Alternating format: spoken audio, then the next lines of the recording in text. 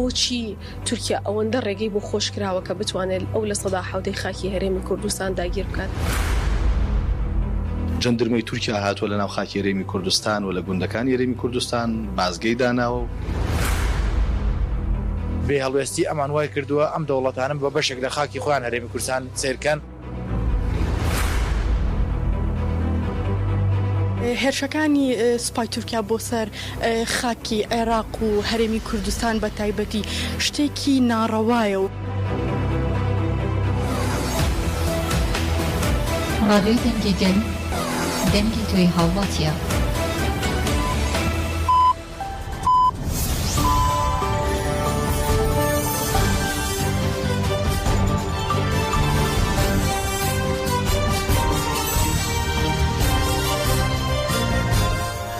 بیسەرانی هێژار لە هەر کوێیەکن سڵاوتان لەبێت. ئەمڕۆ پێنجشەممە 11 تەموزی 2024 بە یارمەتی هاوکارانم لە ناوەندی هەواڵەکانی ڕادیۆ دەنگی گەل هەواڵەکانتان پێشکەش دەکەین.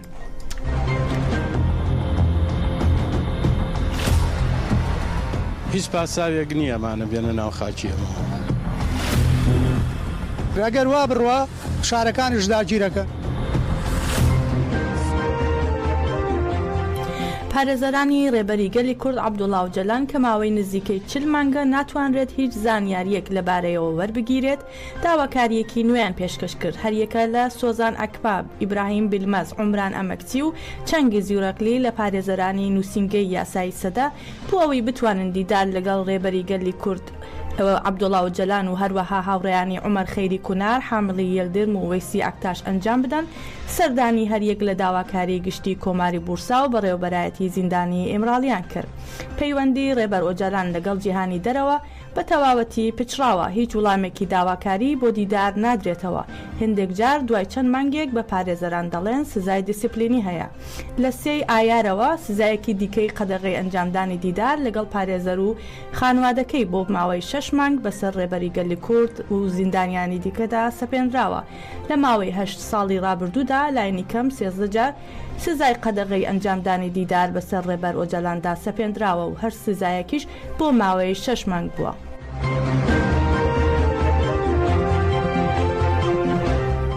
ناوەندی ڕاگەیاندن و چاپەمەنی هێزەکانی پاراستنی گەل هەپەگە ڕایگەیان بۆ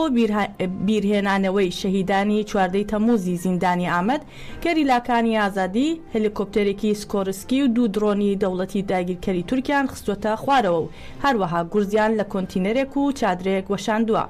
هەپەگە لەبارەی ئەنجامدانی چالاکیەکانی گەریلاکانی ئازادی لە دژی سوپای داگیرکەری تورک و هێرشەکانی ئەو دەوڵەتە ڕاگەیاندراوێکی بڵاو کردەوە. لە ڕاگەیاندراوەکەی هەپەگەدا هاتووە گەریلاکانی ئازادی کوردستان لە ڕۆژانی 9 و 10 ئەم مانگە 13 چالاکیان لە دژی سوپای داگیرکەری تورک لە گۆڕەپانەکانی بەرخۆدانی گردی جودی،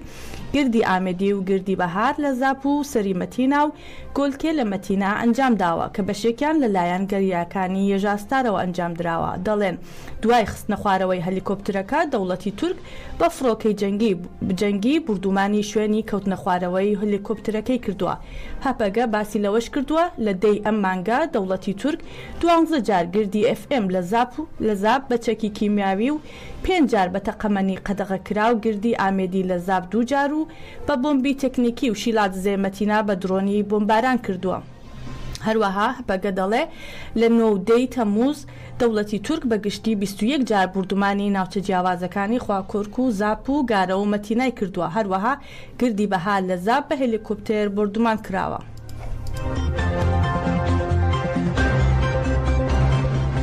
بەڕێزان سەبارەت بە ڕێبەر ئەحمەد وەزیری ناوخۆی هەرێمی کوردستان دۆسیەکمان ئامادە کردووە.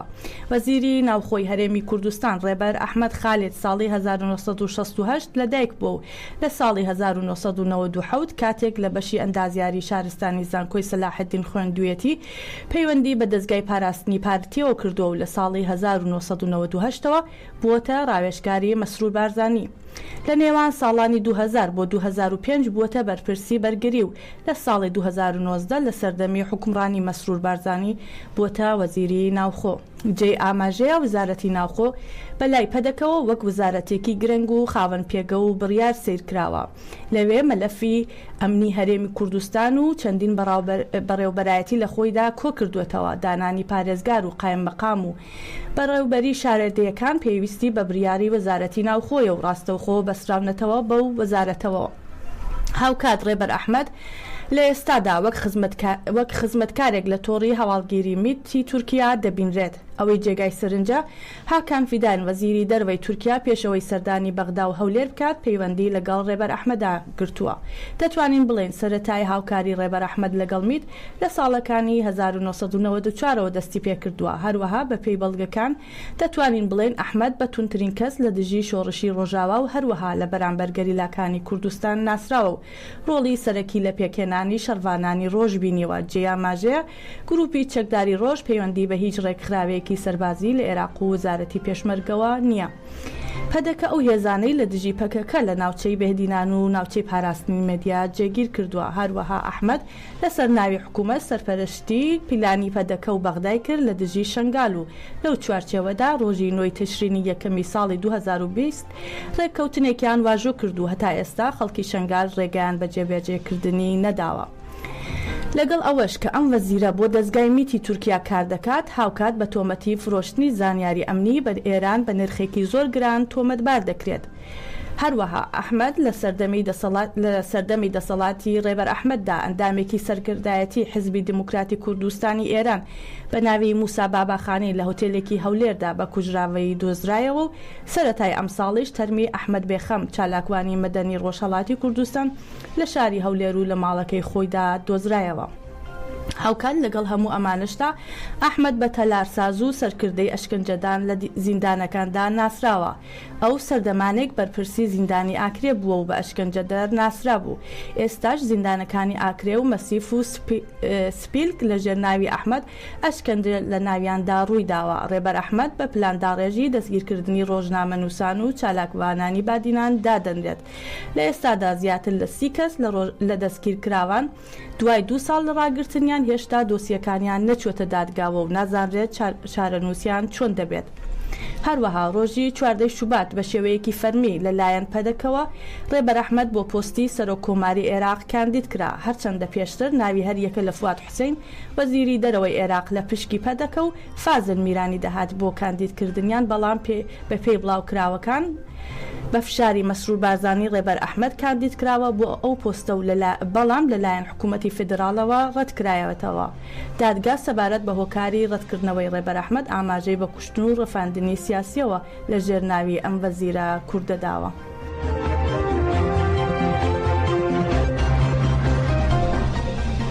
لە بەردەم مەڵبەندی هەولێری حزبی شیوعی کوردستان بەشێک لە ئەندام و لایەنگرانی حزبی شیوعی خۆپیشاندانێکی ناڕزایەتیان ئەنجامدا و چەندین دروشمیان بەرز کردەوە لە خۆپیشاندانەکەدا ئاماژە بەم دروشمانە کرابوو نابۆ داگیرکەری حکوومەت و ئەنجومەنی نوێنەرانی عێراق کوا هەڵویستان بۆچی ئێوە بێدەنگن ئەندام و لایەنگرانی حزبی شیوعی داوا لە هەردوو حکوومەتی عێراق و هەرێم دەکەن پابند بن بە پاراستنی سەروەری نیشتمان و داگیرکاریەکانی دەوڵەتی تورک بوەستێنن هەروەها حزبی شیوعی جەخت لەوە دەکاتەوە دژی داگیرکاریەکان دەوەستانەوە و سەرکوتکردنی ئازادیەکان لە ناوخۆ ڕسوا و شەرمەزار دەکەن.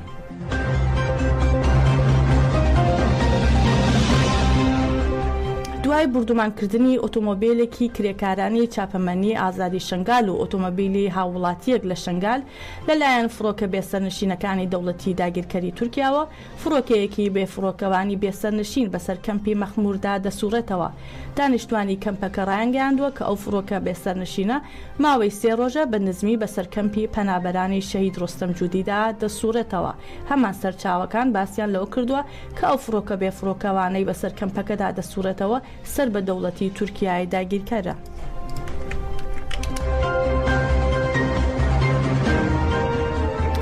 سەرباری گوشارەکانی پەدەکە تا دێت ناڕزایەتی هاوڵاتیان لە باشووری کوردستان لە دژی داگیرکەری دەوڵەتی تورک زیاتر دەبێت لەو چوارچێوەدا مەڵبەندی ببورن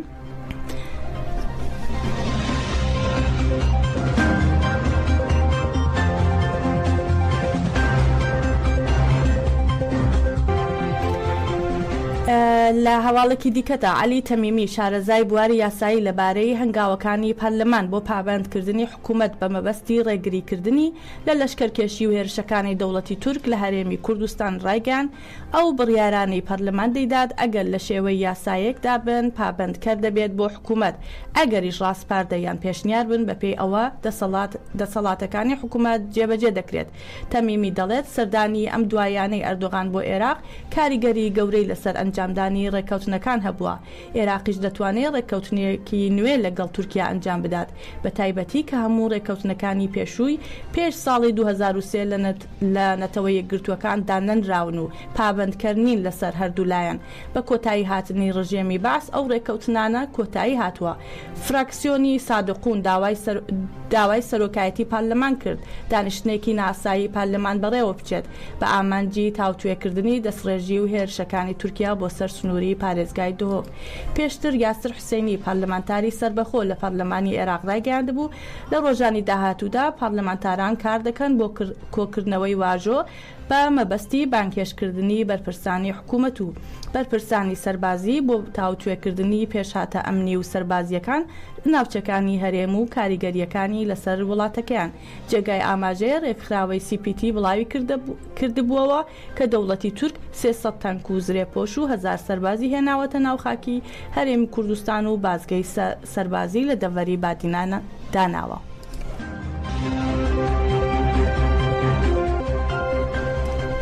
میدیا عێراقیەکان لەبارەی هۆکاری سەردانی قاسم ئەعرەجی ڕاوێژکاری ئەنجومەنی ئاسایشی عێراق بۆ هەولێر زانیاری نوێ دەخەنە ڕوو. بڵاویان کردەوە لەسەر ڕاستپاردەی فەرماندەی هێزە چەکدارەکانی عێراق کەمێک پێش ئێستا ڕاوێژکاری ئەنجومەنی ئاسایشی عێراق بە سەرۆکایەتی شاندێکی باڵای ئەمنی عێراق گەیشتە هەولێر. ئاماژە بەوە کراوە ئاماجی سەردانەکە بۆ لێکۆڵینەوەیە لە هێرش و داگیرکاریەکانی دەوڵەتی تورک و دانانی خاڵی سەربازی لە سنووری پارێزگای دۆهۆک. بڕیارە ئەعرەجی لەگەڵ وەزیری ناوخۆ و بەرپرسانی حکوومەتی ماوە بەسەرچووی هەرێم کۆبێتەوە. شەوی ڕابردوو سوودانی سەرۆکایەتی کۆبوونەوەی ئەنجومەنی ئاسایشی نیشتمانی کرد یەکەم هەڵویستی حکوومەتی عێراقی بەرامبەر داگیرکاری و دەستڕێژیەکانی دەوڵەتی تورک بۆ سەرخاکی هەرێمی کوردستان ڕایگەیاند. دەستڕێژی و پێشلکاریەکانی تورکیا بۆ سەرخاکەکەمان ڕەت دەکەینەوە بە مەبەستی لێکۆڵینەوە لە داگیرکاریەکانی تورکیا لێژنەیەکی لێکۆڵینەوە دەنێرین بۆ هەرێم. ئەمە لە کاتێکدایە دەوڵەتی داگیرکاری تورک ئاستی داگیرکاریەکانی لە هەرێمی کوردستان گەیاندوتە بەرزترین ئاستی خۆی و نزیکەی 80 بنگە و بارەگای جێگیری لەسەر خاکی هەرێمی کوردستان دامەزراندووە و بە هەزاران سەرباز و تانگ و تۆپ و زرێپۆشی هێناوەتە هەرێمەوە. بەڵام تا ئێستا حکوومەتی هەرێم و عێراق بە کردداری هیچ هەڵویستێکیان نەبووە.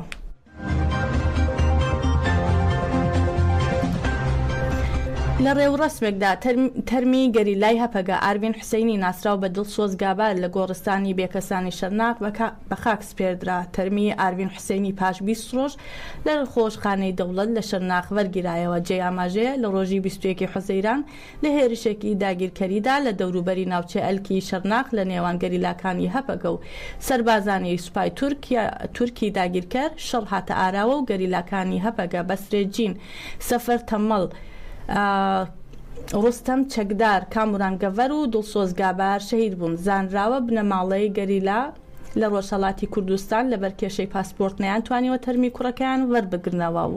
هەروەها تەرمی بەسرێجین لە ناوچەی سلۆپی، تەرمی سەفەر تەمەڵ لە گوندی سەتکاری ناوچەی ئەلکێ و شەرنەخ و تەرمی یەڵما ساڵا لە گوندی هێرمەی ناوچەی گەڤەری جوولەمێرگ لە کاتی جاجادا بە خاک سپێردراون.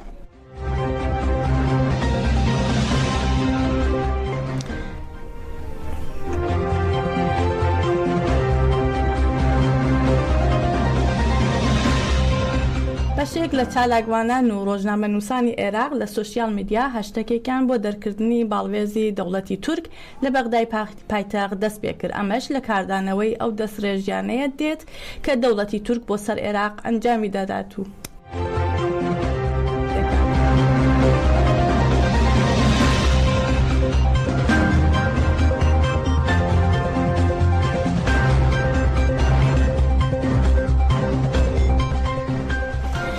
پەدەکە هەڵدەدات لە ڕێگەی دادگاوە جارێکی تر ڕۆژنامەنووس ئومید بەڕۆشکی دەستگیر بکاتەوە. ڕۆژنامەنووس ئومید بەڕۆشکی کە یەکێک بوو لە زیندانیانی بادینان و دوای دەستگیرکردنی بۆ ماوەی زیاتر لە 2 ساڵ بە شێوەیەکی ناسایی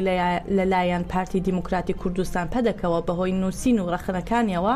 ئێستا جارێکی دیکە لەلایەن پەدەکەوە هەڕەشەی لێ دەکرێت و دادگای دهۆک بانگهێشتی ئەو ڕۆژنامەنووسەی کردوێتەوە و بە مەبەستی لێکۆڵینەوە و سزادانی.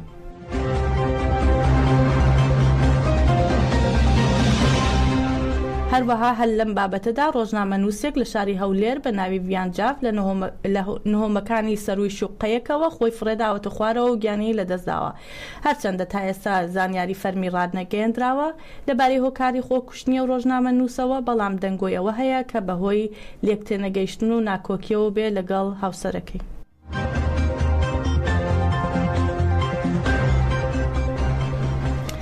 وعد محەممەد قەدۆ پەرلەمانتار و ئەندامی لێژنەی بەرگری واسایشی پەرلەمانی عێراق سەبارەت بە پرسی کەوتنەکاری سندوقی ئاوادانکردنەوەی شنگال و دەشتی نینەوە لە کۆنگرێکی ڕۆژنامەوانی زانیاری خستە ڕوو ڕایگەان پەرلەمانی عێراق پەسەندی کردووە کە سندوقی ئاوادانکردنەوەی شنگال و دەشتی نینەوە دەست بەکارەکانی بکاتەوە. قەدۆ وتی پرۆسەی ئاوادانکردنەوەی ماوەی 3 ساڵ پێدەچێت و بۆ هەر ساڵێک بڕی 150 میلیارد دیناری عێراقی تەرخان کراوە.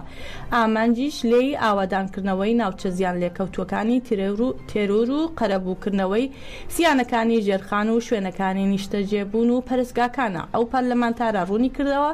دابینکردنی ئەم بڕا لە قەرەبووی ئەو زیانە زۆرانەیە کە کاتێک چەتەکان ئەو ناوچەیان کۆنتڕۆڵ دەکرد و وێرانکاریان لە ژێرخانی ئابووری و شوێنەکانی نیشتەجێبوون لە ناوچەکەدا کردووە. هەروەها قەدۆ باسی لە پرسی ناوچە قەدەغەکراوەکانی نێوان هەولێر و نینەوا کردو. لەو بارەوە ڕایگەیان بوونی بربەست لە نێوان پارێزگاکان و ناوچەکەدا کاردانەوەی نەرێنی و مەترسیداری هەیە. داوا لە حکوومەتی فیدراڵی دەکەم دەستێوەردان بۆ لابردنی ئەو بربەستانە و زیادکردنی یەکگرتووی نێوان خاک و خەڵکی ناوچەکە بکات. جێگای ئاماژەیە دانانی سندوقی ئاوادانکردنەوەی دەشتی نینەوە و شنگال هەنگاوێکی گرنگە بۆ گەڕانەوەی سەقامگیری و خۆشگوزەرانی بۆ ئەو ناوچانەی کە بە دەستێر و وێرانکاریەوە دەناڵن. جێبەجێکردنی ئەم سندوقە دەرفەتێکە بۆ دووبارە بنیاتنانەوەی ژێرخانی ئابووری و بەرزکردنەوەی خزمەتگوزاریە سەرەتاییەکان کە دەبێتە هۆی باشترکردنی بژێوی ژیان بۆ دانیشتوانی ناوچەکە.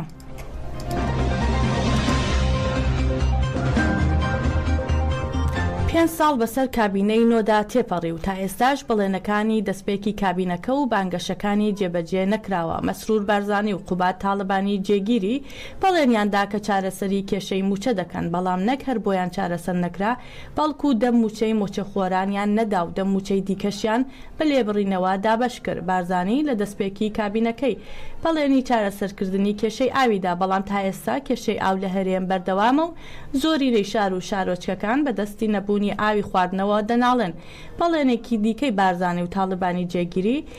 چارەسەرکردنی کێشەی کارەبا بوو، نەک کێشەکان چارەسەر نەکرد، بەڵکو بەشێک لە کارەبای هەرێمیشان فرۆش بە ناوچەکانی عێراق. بارزانی لە دەستپێکی کابینەی شکست خواردووەکەی وتی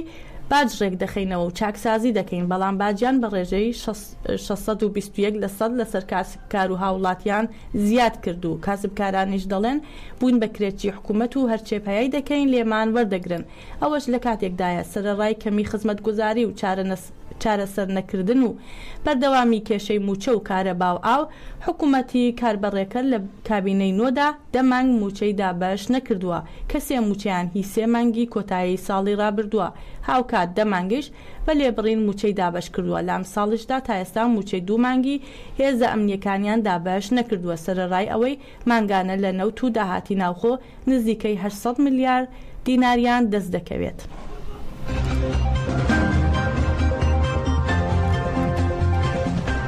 یەکینەکانی پاراستنی ژنان یەپەژە لە نێوان 30 حوزەیران بۆ 2 تەمووز بە بەشداری 115 نوێنەری پێکاتەکانی کورد، عەرەب، ئاشور، تورکمان ئینتەرناسیۆنالیست بە دروشمی بەهێزی ژنانی ئازاد، شۆڕشی ژن و وڵات دەپارێزین، ئازادی ڕێبەراپۆ مسۆگرد دەکەین. 4مین کۆنفرانسی خۆی ئەنجامدا و ئەمڕۆژ ڕاگەیاندراوێکیان لە وارەیەوە بڵاو کردەوە. لە ڕاگەیاندراوەکەدا هاتووە لە نێوانی 30 حوزەیران بۆ 2 تەمووز بە بەشداری نوێنەرانی هەموو ناوچەکانی خەبات و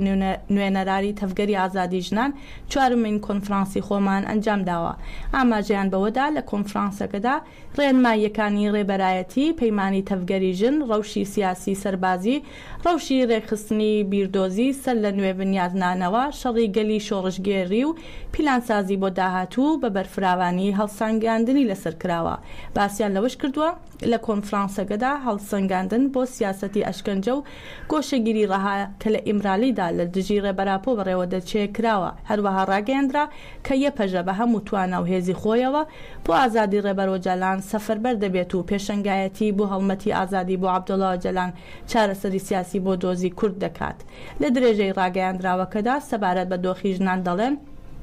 ئەمڕۆ لە جیهان و ڕۆژهەڵاتی ناوەڕاست بە تایبەت لە کوردستاندا سیاسەتی تونند و تیژی، دەستدرێژی، کوشتن و فشارکردن بە سەختی لەسەر ژن بەڕێوە دەچێت. پیاوی دەسەڵاتدار ژنان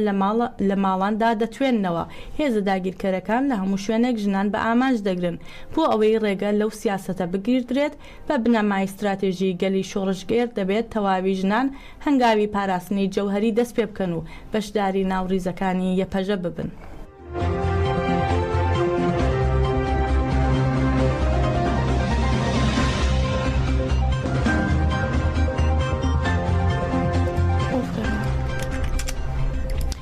کەسوکاری کچە پزیشکێک بە ناوی دنیا عادڵ ڕایانگەیان هێزێکی دەمامکدار بەسەر ماڵەکەیاندا داوە و کچەکەیان ڕفاندووە و پێیان وتووە دەیبینە بنکەی پۆلیس و وێنەیەکی دەگرین و ئازادی دەکەین، بەڵام تا ئێستا چارەنووسی کچەکەیان نادیارە. ئاماژیان بەوش کردووە لە چەند ڕۆژی ڕابردوودا ئەو هێزە چەند جارێک هاتوونەتە سەر ماڵیان و ماڵەکەیان پشکنیون. شەوی ڕابردووش بەبێ ئاگادارکردنەوە و بەبێ بوونی فەرمانی دادوەر دکتۆر دنیایان ڕفاندووە. ئەوەشیان خستە ڕوو کچەکەیان وەک خۆبەخش لە نەخۆشخانەی شۆڕژ لە شاری سلێمانی کاری کردووە، بەڵام بەهۆی ئەوەی چەندین جار هەڕەشەی لێکراوە ماوەی 2 هەفتەیە نەیتوانیوە بچێتە سەر کارەکەی. لەوە کردووە کچەکەیان بە هیچ جۆرێک کێشەی لەگەڵ هیچ کەسێکدا نەبووە. بەڕێزان هەواڵەکانمان پێشکەشکردن بمێنن لە خۆشیدا.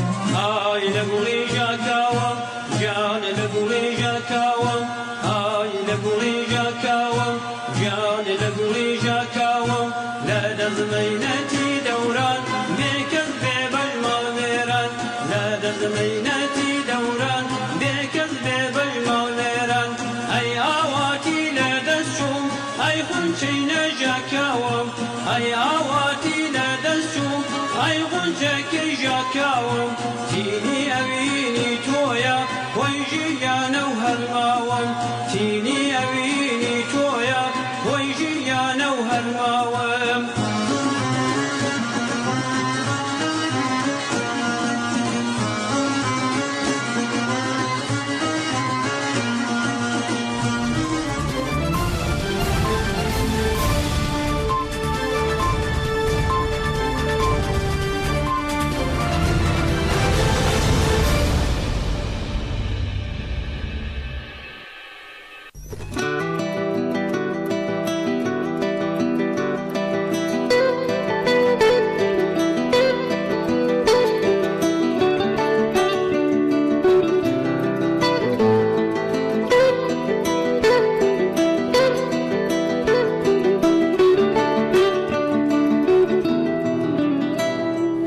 وەکە ئاگر دەبارە لەسەر عزمانن دلێ من دوێ کێلیەدا دەنگێ تەیرێ باز بلند بوو بستران تیلیلی لورین و قیرینên serkeftinê tev buhara di nav dengê dilê ku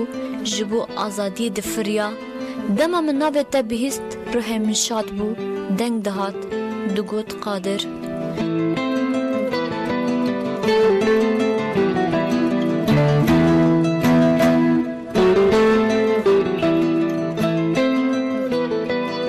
Hemze Cudî bi nasnav Qadir di sala 1992 da li gundekira Moyiyê Botanê di hembêzê dayikeke welatparêza çavên xwe vedike. Qadir di nava sê bira û xuşkekê da zarokê maleyê navîn bû. Ji ber zextên dewleta Tirk, malbata Rêheval Qadir di sala 1994 da koçberî wargeha Maxmûrê dikin û bilor bi cih dibin. Herçi qasî Qadir li vir heya dibistana seretayî dixûne jî ew her tim xeyalên xwe yên pêşerojê di refên şoreşê da didît. Ji ber vê yekê dev ji dibistanê berdide û berê xwe dide nav xewatên ciwanên welatparêz.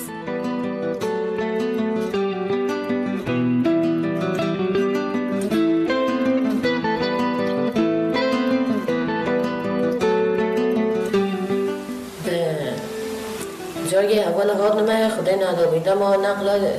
اول هاد نمه یا جمتی مخوخه گوید دای او بدامی گوید دای که من نفگا پالنگیره چه ما چو زفری هاد و بگو بدان که حوالی گو الله اول شید شدی هم چگو نوی قادری جرابی اما نوی دان قادری من چه دان قادر مبوی نافته مبوی نافته حتی مازن بی چه بی و بی 15-16 سالی حتی اونه که من فکر ای نکنیم باش بگیرید چه بیم اوادی بیم جایی دو بگیر گو تو نبیجی چرا ساعتی روزه سر بطانی روزه جایی مگوته قادر چرا ساعتی گوله بطانی تازی درازی گوما اول سر برای روزه خواه سر بطانی بیم آن سر دوشته گوهی بیم روبیش ولی خواهد دو سر بطانی دی حتی و پچ که فهم بید اما فهم بید اصلا اینگه چون مایی طبعه باش بید لامش 10 سال یا بره هیدی ما چه نکه بگو کنگی بعضی هرچ بعد بوده دوی هیدی که چیگه این هونه چه بگو الله یازد چه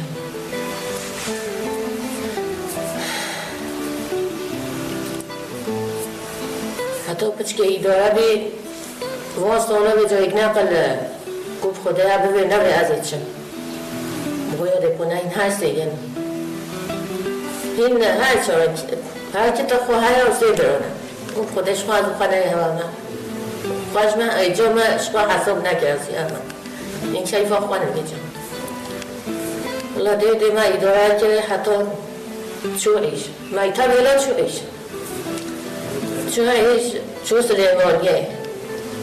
چو سلیمانیه از هاتم از ایش هاتم بگو بگو بیکا قوده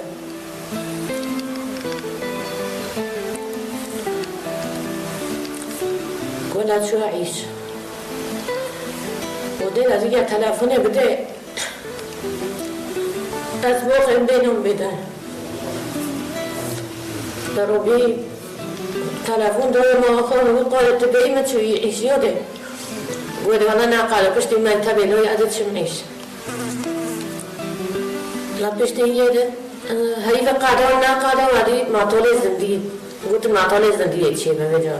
ملی وکل همه قصد جولانه دیوانات کرن قصد چیه کرن روبی اوج سلیمانیت چو و اول خواهد چون بی معطول زندگی اوج بر وقان دیوانات شد جوه بیغا هیدی قاده نبیه ما حتی ایسا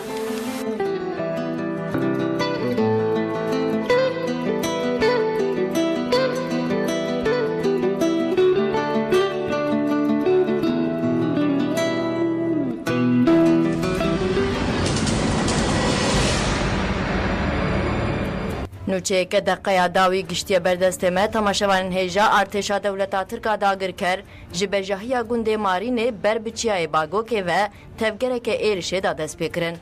Çavkaniyên herêmî ragihandin ku eskerên Tirk bi ser gundê Marînê de jî girtine. Niha dor li gund hatiye girtin û artêşa Tirk şandina eskerên xwe ber bi herêmê ve didomîne.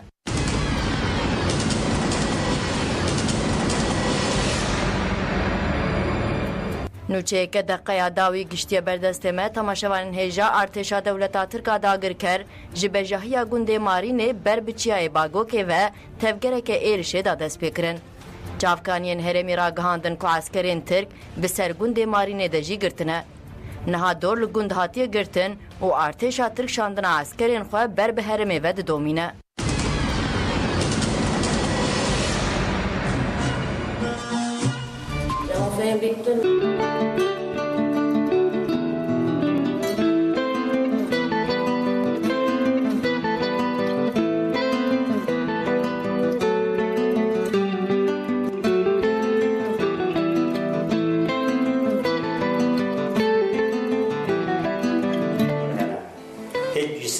یک قادر بی یکی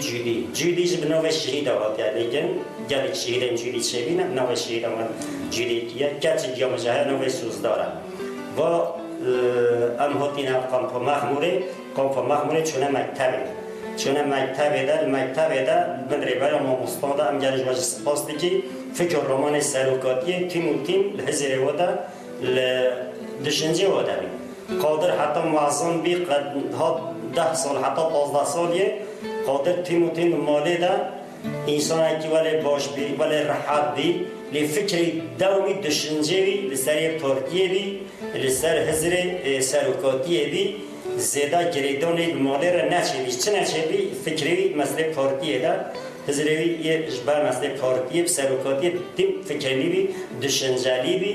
دومی فکری حضری جار به جا چو جیانا مالی عیش کار و که کارکش بوی جیانا مالی گل جارا چو عیش لی هم زیده عیش و نگیره چه نگیره دوش بوی فکر رامان سروکاتی پارتیه پشتی مکتب خواه خلاص کری صنف ام بجی و که اورته لیسه دفمان ترکیب بجن اورته خلاص کن درس اورته باید زانکوه ده زانکو نخواه زانکوه بیده که بی ملیس نیب ملیس پارتیه ملتی و که فکر خواه یا دایکو خواه یا باب خواه راحتی اوجه پرانیاوه دستو ایشه ملیسیه کرد ملیسیه شوه و که پراتیک چو با دم شهر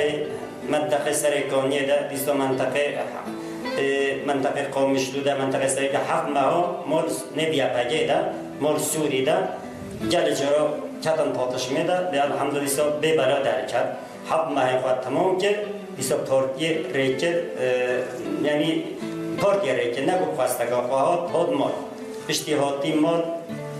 شهر ما جحشه چهبی بیسا منطقه کرکی که چو مهگه دمه منطقه کرکی که ما بیسا شهر باقرد چهبی بیسا قادر شد شهر باقرد بیسا تبل شهر باقرد بی یه همبر جحشه داگه که کردستانه پشتی هنگی ها دیسا ها مال دم امروی مقام تو مخمور بردای دیسا اون مال بده نه ننوی قم نبرده مال نف قنار ده مال بینو بچی و که حوال و که انسان مالات پرید او شما حتی تمامی قام همه ما برده هم مایل منطقه چه حاجی آقا هم چه روانیا او هم آیله جا هم دهو الهول رما لیانو تیم هم دیسات چوی تاتی بشتی هنگی هم مسئله یا قصه چیبی یه باجارات چیبی سلوپیا جزیره شرنه دامیل تلویزیون ده هیدیج مال تدر و سره نبی گوهلا از بچم لازمه جزیره شرنه سلوپیا ویده خواسته خواه نرین خواه فکر خواه رومان سروکاتیه تول یا قصه بیل ویدره خاطره خوش مخواستن دیا خواهش باب خواهش بره خواهش ویش خواهش جمالبات ها آیلا بدران جمالبات ها برای من بدران شواش خواست و چو مبود اغراط خیر و سلامتی چون کتم باجار شه نخده باجار شه نزدن دیروکای بلی ها باجار هات خراب کردن و که فدایی کنه حوال هم خواده و که فدایی شهر که حتی جیان خود دست دو حتی کت کرونه تبل کرونه شهید آبید نویه قصده شهر نخیر ماجه تلویزیونه بو ماجه حوالش مرگو برحال و مزده و دیسات شهید بینوی هم زیده شوار راست جوا که دای کوباب هم به تحصیل بیلی بله جوی شهید بینوی جه مکوچه سر پارتی صابه حوالنی صابه شرمونن سر چیه صابه گیت که حفظ زندان صابه حوالی دیساین یا پاگه صابن این هپاگه صابن یا پاشه صابن یا پاشه صابن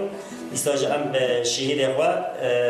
چقامو گوری دایکو با په تحصیل ببجه دیسا هم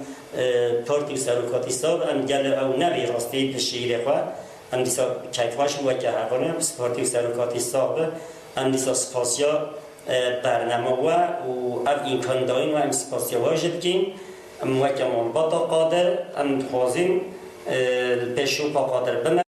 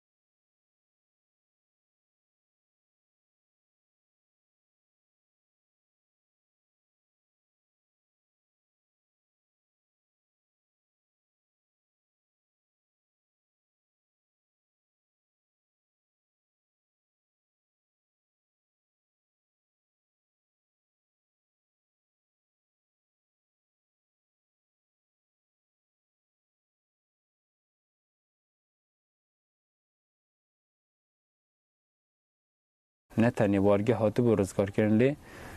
در دور وارگه گوندن کو د دست چتین داعش د بجبونا ور پاقش کردن جالی رخصتن آمه و حمله کو دهات آماده کردن دیسان حوال قادر مجی دناو د مجی خوگرد حمله کو لباقرت لسر 4 گوندن در دور باقرت هاتی پیکانین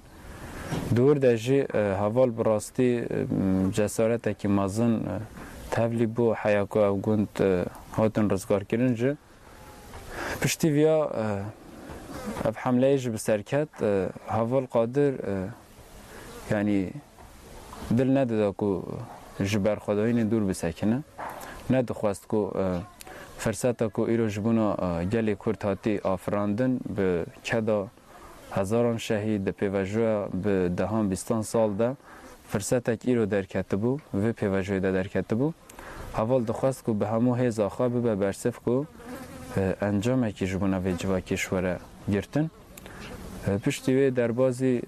روژاوای کردستان ده لروژاوا جی پیوجوه کی دریج ده برخواداین ده مشاندن دیسان به آرامبون هنک حریم روژاوا رجی و دیگر وارگه ایدی حمله خواستری دموکراتیک که لباکوری کردستان ریوبریان خواستر هاتن اعلان کردن حوال بجداری به پیوجوه بو به فداکاری که مزن خاطب شرکر حیا گهشت شهادت جی اما که ری حوال نوی آکو جبونا ما گرینگه کدا حوال راستی آکو حوال پیدا چویه ام بکاربن نرخین کو حوال دخواست جبونا جواکه که ببه رومت ببه سربلندیه اما نرخانه بپاریزن ریکا حوال بشوپینن جبر کو آکو شهیدان زندی دهیله آکو شهیدان جبونا جواکی وکی نرخه کی ما